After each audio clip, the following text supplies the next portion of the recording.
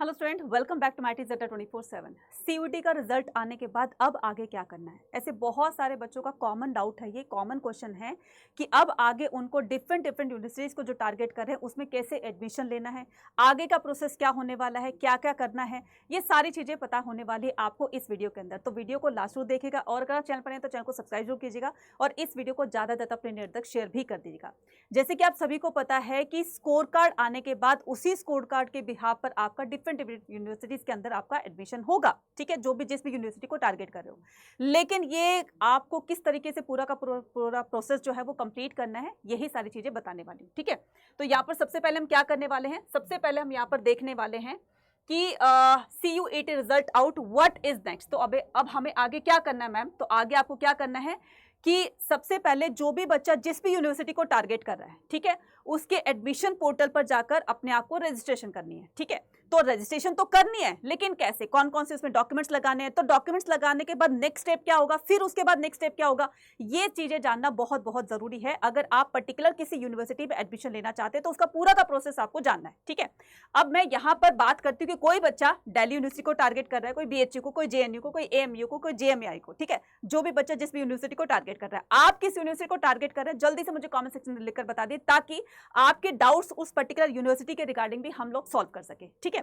फिर उसके बाद हम यहाँ पर क्या करते हैं, यहाँ पर देखिए, जो भी बच्चा, मतलब मैं ये कहती हूँ कि बहुत सारे बच्चों का सपना होता है कि दिल्ली यूनिवर्सिटी से ही वो ग्रेजुएशन करे, वहां से पढ़कर एक अच्छी सी प्लेसमेंट पाए, ठीक है। और जो है मतलब सपना होता है कि मैं दिल्ली यूनिवर्सिटी से ही पढ़ूं, राइट। तो अगर आपका भी सपना है और आप भी दिल्ली यूनिवर्सिटी को टारगेट कर रहे हो, उसमें एडमिशन लेना चाहते हैं, तो दिल्ली यूनिवर्सिटी के लिए आपको आगे क्या क्या करना पड़ेगा CUT के रिजल्ट के बाद, ठीक है। तो सबसे पहले हम बात करते हैं किसकी, सबसे पहले हम बात करते हैं कि विजिट DU सीसास पोर्टल। अब मैडम ये सीसास पोर्टल क्या होता है, सीसास पोर्टल होता है बच्चा दिल्ली यूनिवर्सिटी में अगर आप एडमिशन लेना चाहते हैं तो ये इनका एडमिशन पोर्टल है, ठीक है, जिसका नाम है कॉमन सीट एलोकेशन सिस्टम, ठीक है। तो ये आपको क्या करना है, इस पर जाकर विजिट करना है। तो यहाँ पर ये इसका लिंक दिया हुआ है, चाहो तो आप यहाँ पर भी लिंक से कॉपी कर सकते हो या फिर सर्च इंजन से इस पर टाइप करके आप इस पर जाकर के अपना पोर्टल ओपन करके रजिस्टर कर सकते हैं, ठीक है।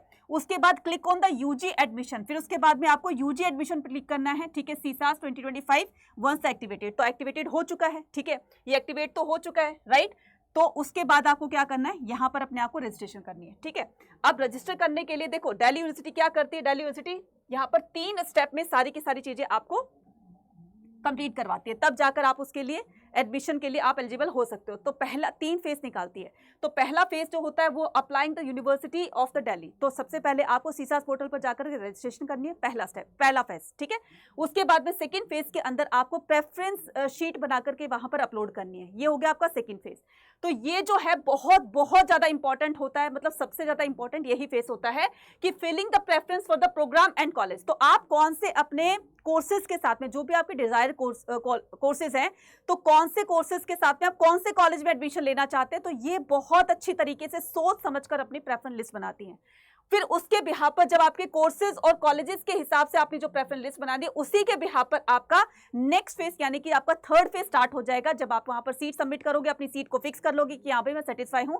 तो 3 तरह के फेजेस के दौरान ही आप क्या कर सकते हो, आप दिल्ली यूनिवर्सिटी में एडमिशन पा सकते हो। लेकिन मैम अभी तक हमें ये नहीं पता चला कि हमें फर्स्ट फेज के अंदर क्या करना है, सेकंड फेज के अंदर क्या करना है, थर्ड फेज के अंदर क्या करना है, वही सारी चीजें बताने वाली हूँ, ठीक है। तो सबसे पहले आपको क्या करना है, सबसे पहले आपको फेज 1 में रजिस्ट्रेशन करने के लिए आपको सबसे पहले ये सारी चीजें मैंने यहाँ पर ऑलरेडी लिख दी हैं, ठीक है, तो इसको जोर जोर से नोट डाउन कर लीजिएगा। तो सबसे पहले आपको रजिस्ट्रेशन करना है अपने सीसास पोर्टल पर। तो इसके लिए आपको sign up using your CUET application number. तो जो भी आपका CUET का एडमिट कार्ड होगा तो वहां पर एप्लीकेशन नंबर दिया होगा, वहां पर आपको फिल कर देना है, ठीक है। फिर अपना नेम, ईमेल ID और फोन नंबर जो भी एक्टिव होगा, क्योंकि वहीं से आपकी कॉन्वर्सेशन होगी, जो भी नोटिफिकेशन आएगी तो वो आपकी ईमेल ID पर आएगी, ठीक है, फोन पर आएगी।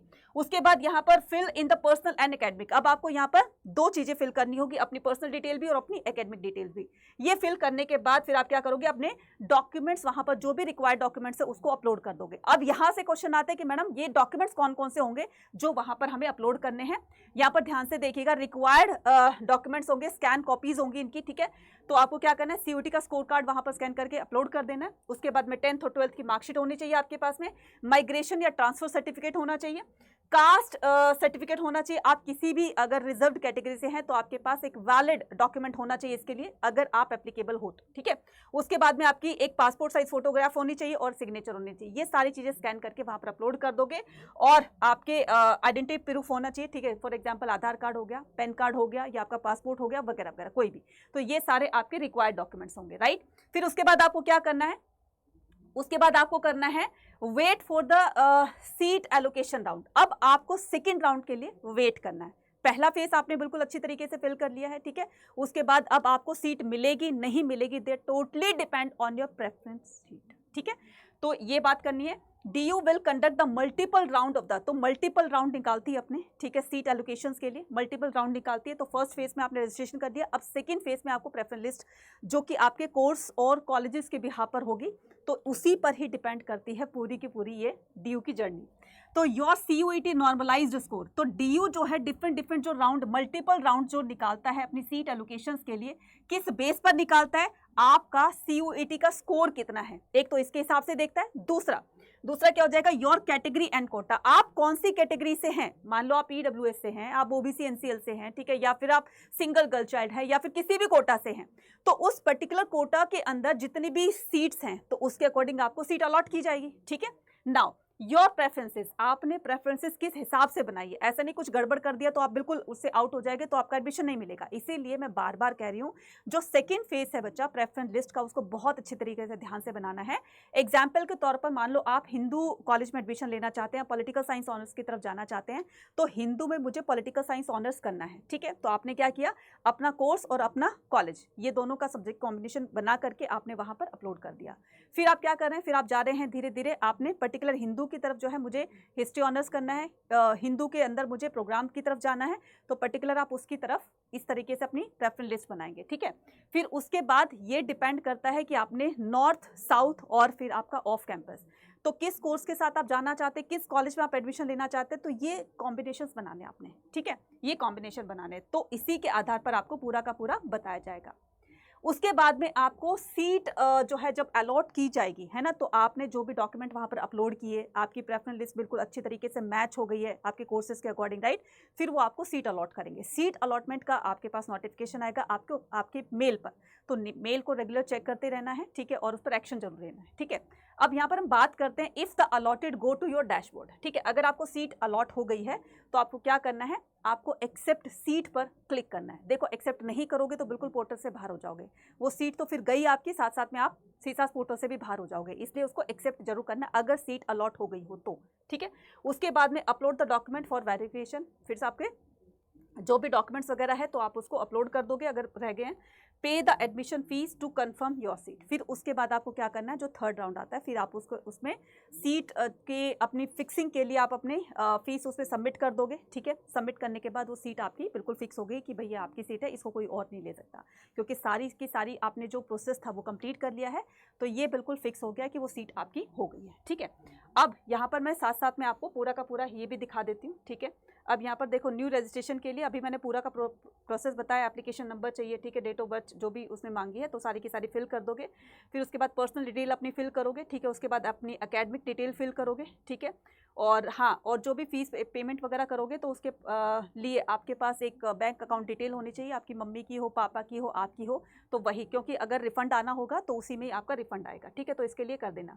ये पूरा का पूरा एकेडमिक सेक्शन है, ये पूरा आपका स्पोर्ट्स सेक्शन है, एक्स्ट्रा करिकुलम एक्टिविटीज सेक्शन है ये, ठीक है। अगर आप हो जैसे स्पोर्ट्स कोटा से हो या किसी भी अगर रिजर्वेशन से हैं आपको, तो उसके लिए आपको जो है वो जैसे स्पोर्ट्स कोटा तो वो ट्रायल बेस पर लेते हैं, ठीक है, तो ये भी किया जाएगा, राइट। उसके बाद आपने क्या करना है, उसके बाद पूरा का पूरा बच्चे जब भी आप उसको सबमिट करते हो अपनी प्रेफरेंस लिस्ट वगैरह को, या जो भी आप उसमें डॉक्यूमेंट फिल करते हो, तो उसका प्रीव्यू ज़रूर देख लेना कि आपने उसमें क्या फिल किया, तब जाकर उसको सबमिट करना, क्योंकि एक बार सबमिट होने के बाद फिर वो लॉक हो जाता है, फिर उसके बाद किसी तरह से कोई चेंजेस नहीं किए जाते हैं। ये होता है आपका फाइनल सबमिशन, ठीक है। तो once the CSAS portal application has been filled and documents are uploaded, the candidate must submit the form by the paying the CSAS application fees candidate. तो फीस जब फीस आप उसमें फिल कर दोगे तो पूरी तरीके से सीट आपकी हो जाएगी। A candidate become the eligible participate the CSAS only after the successful realization the application fee within the stipulated time. तो जो भी आपको स्पेसिफाइड टाइम दिया गया है कि आपको इस टाइम तक आपको फीस सबमिट करनी है।